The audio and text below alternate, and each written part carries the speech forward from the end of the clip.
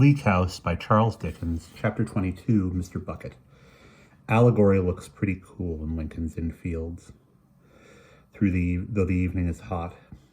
For both, Mr. Tulkinghorn's windows are wide open, and the room is lofty, gusty, and gloomy. Plenty of dust comes in at Mr. Tulkinghorn's windows, and plenty more has generated among his furniture and papers. It lies thick everywhere. In his lowering magazine of dust, the universal article into which his papers and himself and all his clients and all things of earth animate and inanimate are resolving, Mr. Tulkinghorn sits at one of the open windows enjoying a bottle of old port. Though a hard-grained man, close, dry, and silent, he can enjoy old wine with the best. He has a priceless bin of port in some artful cellar under the fields, which is one of his many secrets. When he dines alone in chambers, as he has dined today, and has his bit of fish and his steak or chicken brought in from the coffee-house, he descends with a candle to the echoing regions below the deserted mansion, and, heralded by a remote reverberation of thundering doors, comes gravely back, encircled by an earthly atmosphere, and carrying a bottle from which he pours a radiant nectar 80 years old, that blushes in the glass, and finds itself so famous, and fills the whole room with the fragrance of southern grapes. Mr. Tulkinghorn, sitting in the twilight by the open window, enjoys his wine, as if it whispered to him its 50 years of silence and seclusion. It shuts him up the closer.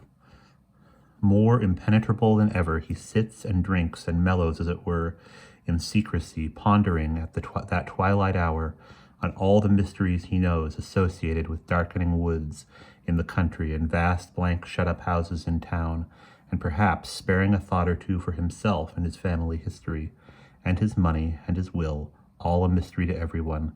But Mr. Tulkinghorn is not alone tonight to ponder at his usual length. Seated at the same table, though with his chair modestly and uncomfortably drawn a little way from it, sits a bald, mild, shining man who coughs respectively behind his hand when the lawyer bids him fill his glass. "Now, Snagsby," says Mr. Tulkinghorn, "go over this odd story again, if you please, sir. You told me when you were so good as to step round here last night, Snagsby, that you came round without mentioning your intention to your wife. That was prudent, I think, because it's not a matter of such importance that it requires it to be mentioned." "Well, sir," returned Mr. Snagsby, "you see, my little woman is not, to put too fine a point upon it, inquisitive. She's inquisitive, poor little thing. She's liable to spasms, and it's good for her to have her mind employed, in consequence of which she employs it, I should say, upon every individual thing she can lay hold of, whether it concerns her or not, especially not. My little woman has a very active mind, sir." "Therefore you kept your visit to yourself last night," says Mr. Tulkinghorn, "and tonight too?" "Yes, sir, and tonight too. My little woman is at present, not to put too fine a point on it, in a pious state, or in what she considers such, and attends the evening exertions, which is the name they go by, of a reverend party by the name of Chad Band. My little woman being engaged in that way made it easier for me to step round in a quiet manner." "Will you run over, once again, what the boy said?" said Mr. Tulkinghorn, putting his hands into the pockets of his rusty small clothes and leaning quietly back in his chair. "With pleasure, sir." Then, with fidelity, though with some prolixity, the law stationer repeats Joe's statement made to the assembled guests at his house.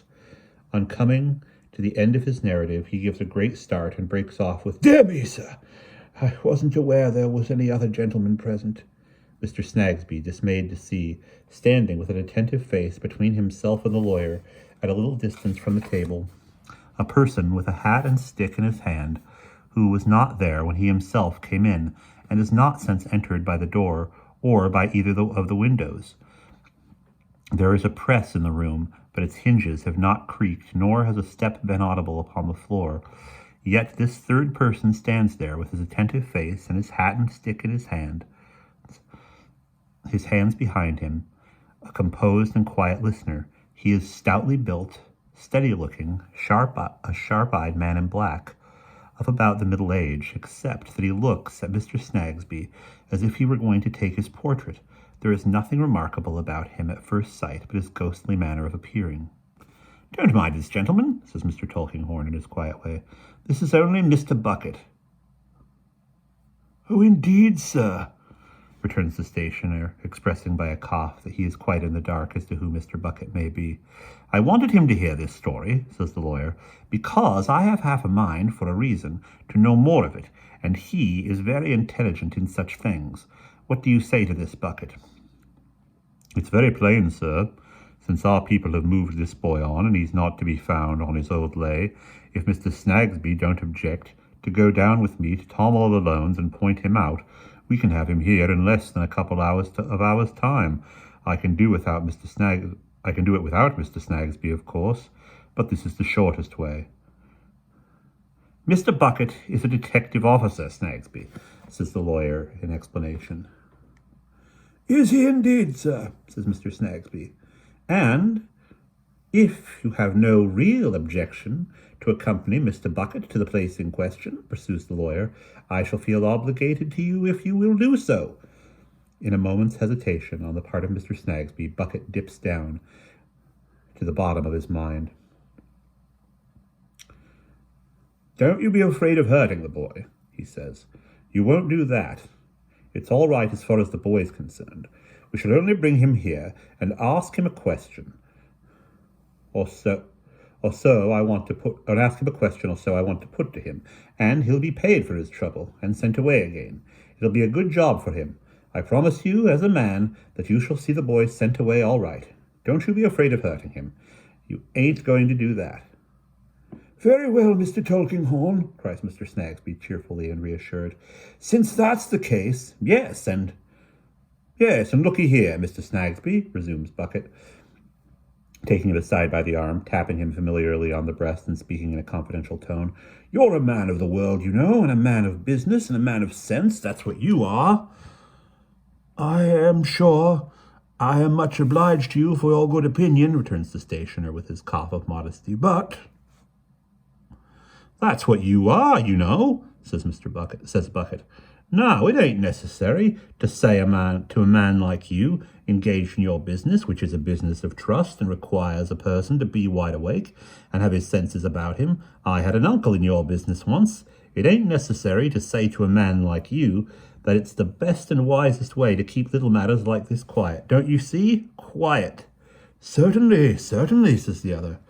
"I don't mind telling you," says Bucket, with an engaging appearance of frankness, "that as far as I can understand, there seems to be a doubt whether this dead person wasn't entitled to a little property, and whether this female hasn't been up to some games respecting that property, don't you see?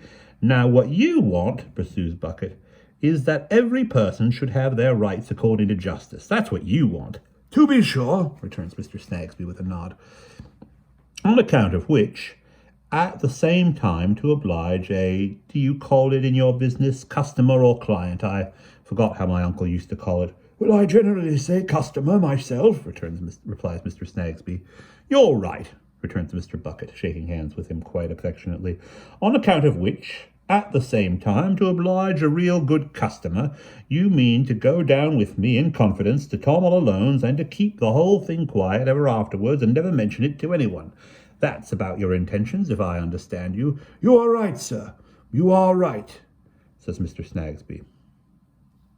"Then here's your hat," returns his new friend, quite as intimate with it as if he had made it.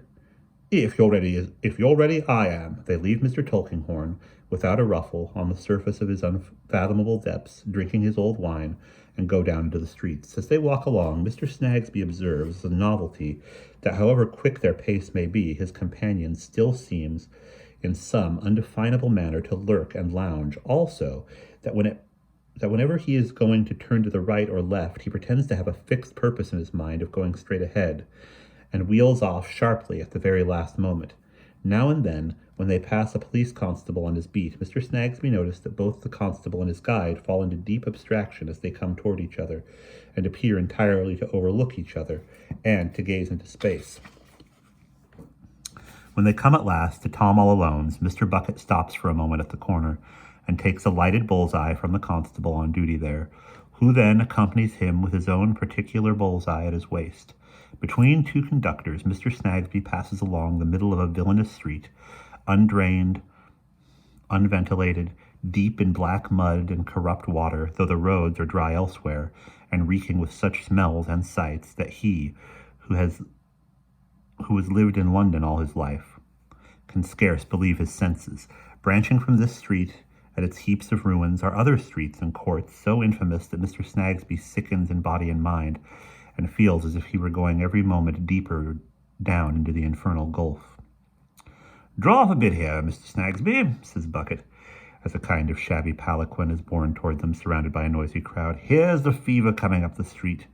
And are those the fever houses, Darby?" Mr. Bucket coolly asks as he turns his bullseye on a line of stinking ruins.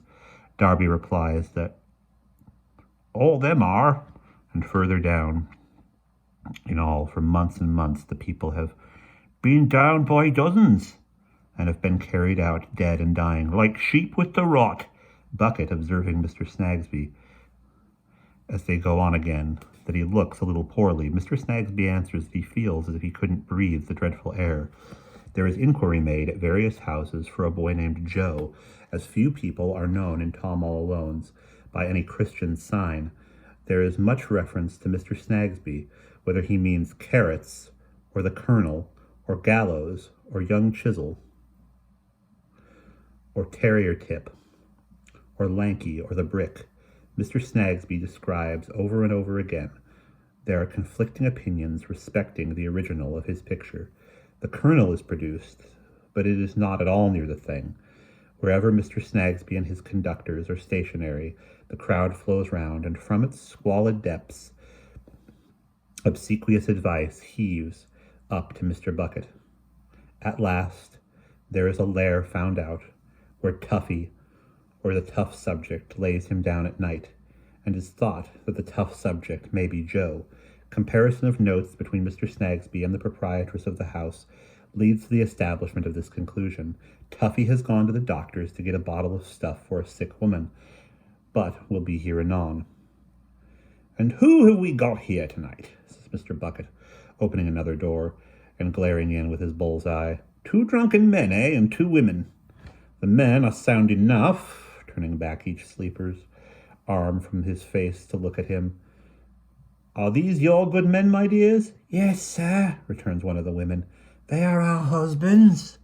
"Brickmakers, eh?" "Yes, sir." "What are you doing here? You don't belong in London." "No, sir, we belong in Hertfordshire, St. Albans." "Come up on the tramp?" "We walked up yesterday. There's no work down with us at present, and we have done no good by coming here, and shall do none, I expect." "That's not the way to do much good," says Mr. Bucket, turning his head in the direction of the unconscious figures on the ground. "It ain't indeed," replies the woman with a sigh. "Jenny and me knows it full well." The room, though 2 or 3 feet higher than the door, is so low that the head of the tallest of the visitors would touch the blackened ceiling if he stood upright. It is offensive to every sense. Even the gross candle burns pale and sickly in the polluted air. There are a couple of benches, and a higher bench by way of table. The men lie asleep where they stumbled down, but the women sit by the candle, lying in the arms of the woman who has spoken is a very young child. "Why, what age do you call that little creature?" says Bucket. "It looks as if it were born yesterday." He is not at all rough about it. As he turns his light gently on the infant, Mr. Snagsby is strongly reminded of another infant encircled with light that he has seen in pictures. "He is not 3 weeks old," says the woman. "Is he your child?" "Mine." The other woman, who was bending over it when they came in, stoops down and kisses it as it lies asleep. "You seem as fond of it as if you were the mother yourself," says Mr. Bucket. "I was the mother of one like it, master, and it died." "Ah, Jenny, Jenny," says the other woman to her. "Better so, much better to think of dead than alive, Jenny, much better."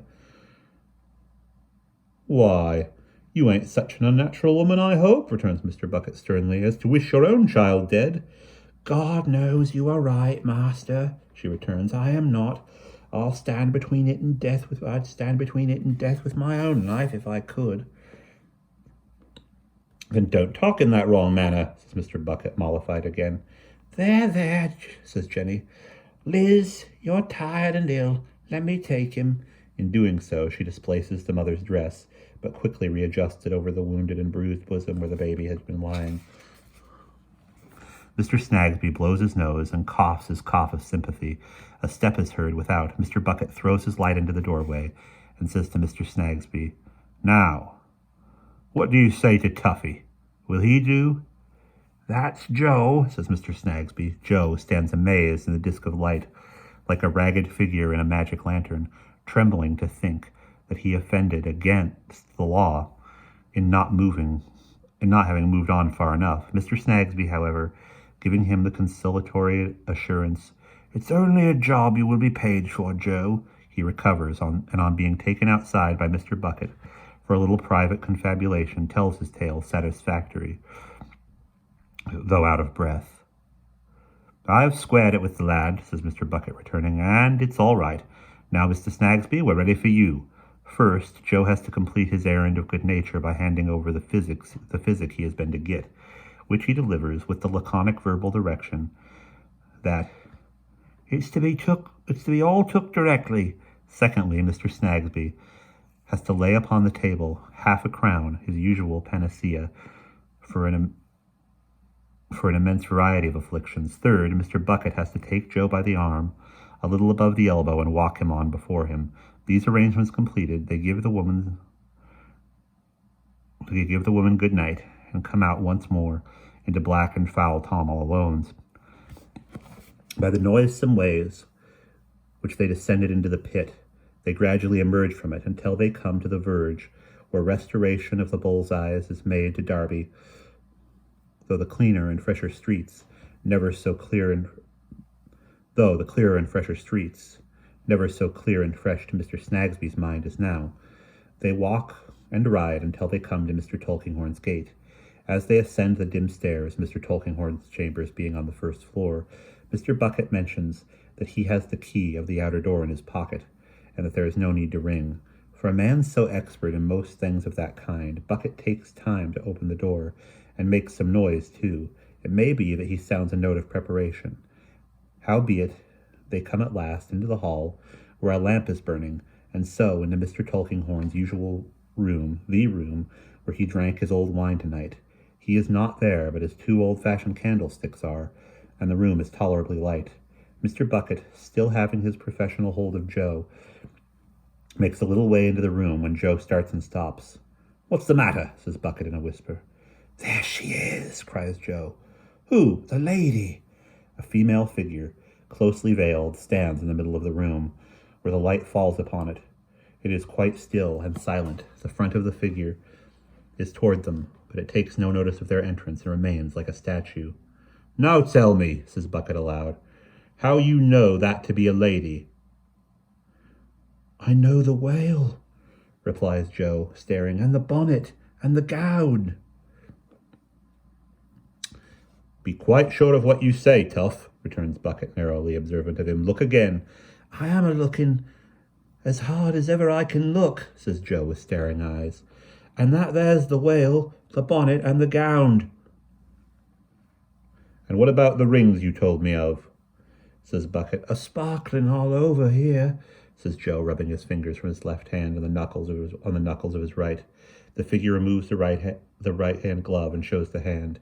"Now, what do you say to that?" asks Bucket. Joe shakes his head.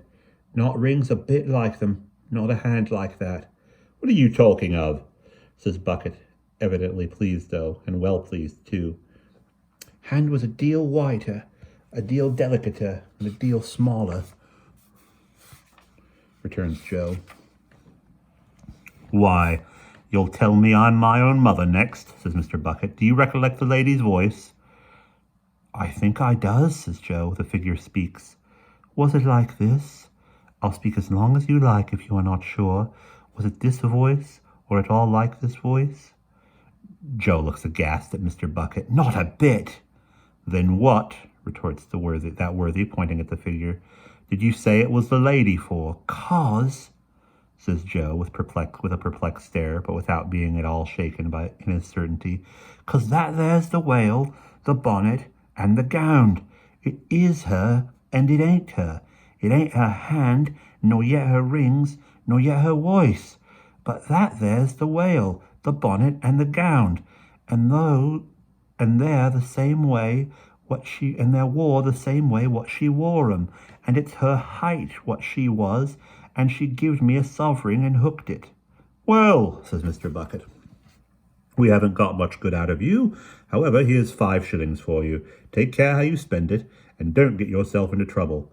Bucket stealthily tells the coin from one hand into the other, like counters, and then puts them in a little pile in the boy's hand, and takes him to the door, leaving Mr. Snagsby, not by any means comfortable under these mysterious circumstances, alone with the veiled figure.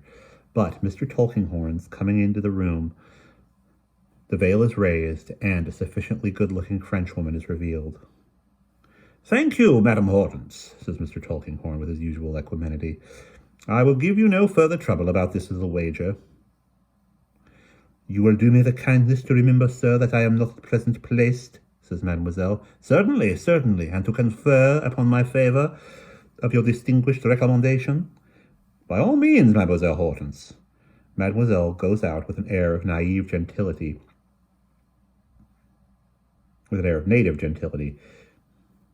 and Mr. Bucket, to whom it is, on an emergency, as natural to be a groom of the ceremonies as it is to be anything else, shows her downstairs, not without gallantry. "Well, Bucket?" quoth Tulkinghorn in his return. "It's all squared, you see, as I squared it myself, sir. There ain't a doubt that it was the other one with this one's dress on. The boy was exact respecting colours and everything, Mr. Snagsby. I promised you, as a man, that he should be sent away all right. Don't say it wasn't done." "You have kept your word, sir," returns the stationer, "and if I can be of no further use, Mr. Tulkinghorn, I think as my little woman will be getting anxious." "Thank you, Snagsby. No further use," says Mr. Tulkinghorn. "I am quite indebted to you for the trouble you have already taken." "Not at all, sir. I wish you good night." "You see, Mr. Snagsby," says Mr. Bucket, accompanying him to the door and shaking hands with him over and over again, "what I like in you is that you're a man. It's of no use pumping. That's what you are. When you know you have done a right thing and put it away, it's done.